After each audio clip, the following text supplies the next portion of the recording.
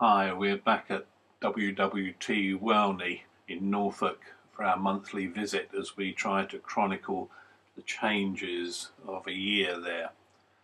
We begin with my favourite sheep, the Manx low-tan sheep from the Isle of Man, an ancient breed. Beautiful sheep.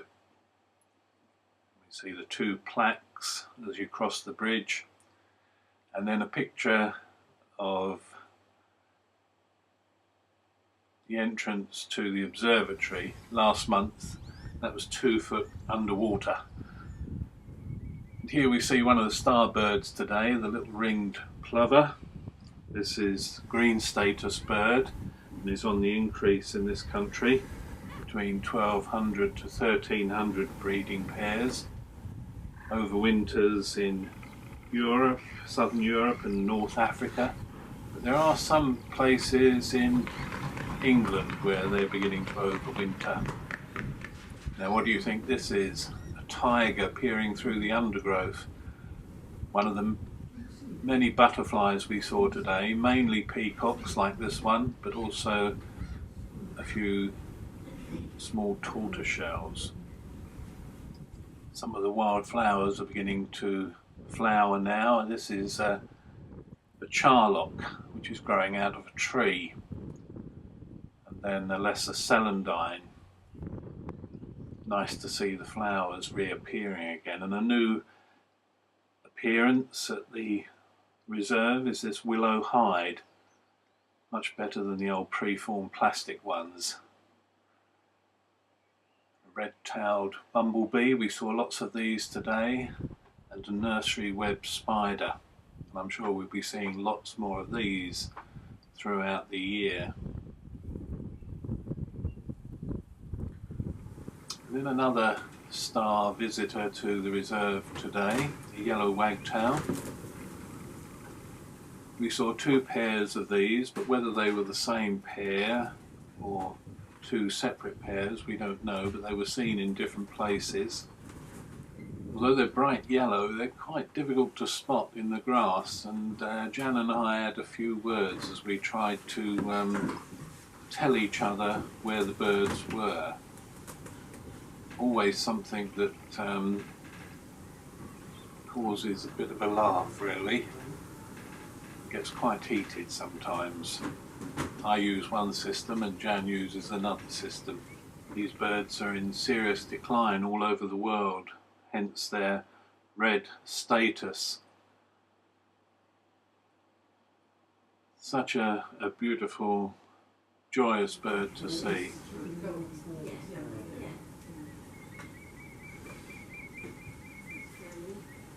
These are black-tailed godwits coming into their breeding colours now. There's a few of these about on the reserve. Always tell the difference between black-tailed godwit and bar-tailed godwit by their beak. Black-tailed godwit tends to have a straight beak, and the bar-tailed slightly upturned beak. Plenty of these avocets on the reserve today. It's good to see that they're on the increase. I don't think I've seen so many as I've seen today. Then we have a spotted redshank being chased by an ordinary redshank. Again, another star species today. We saw several of these on the reserve. Whether it was the same bird, but we saw it in quite a few different places, so I suspect there were more than one bird on the reserve, again coming into its breeding colours. There were a few coots on nests today, and this one I think was on eggs because it didn't leave the nest for very long. It's always good to see the new life coming back in the spring and early summer.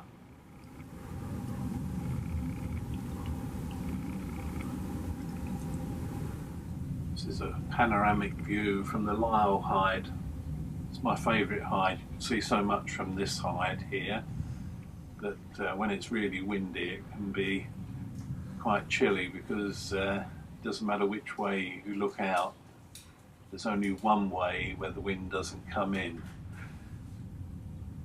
Good today, plenty of birds about. but not the one we really wanted to see, the gargony.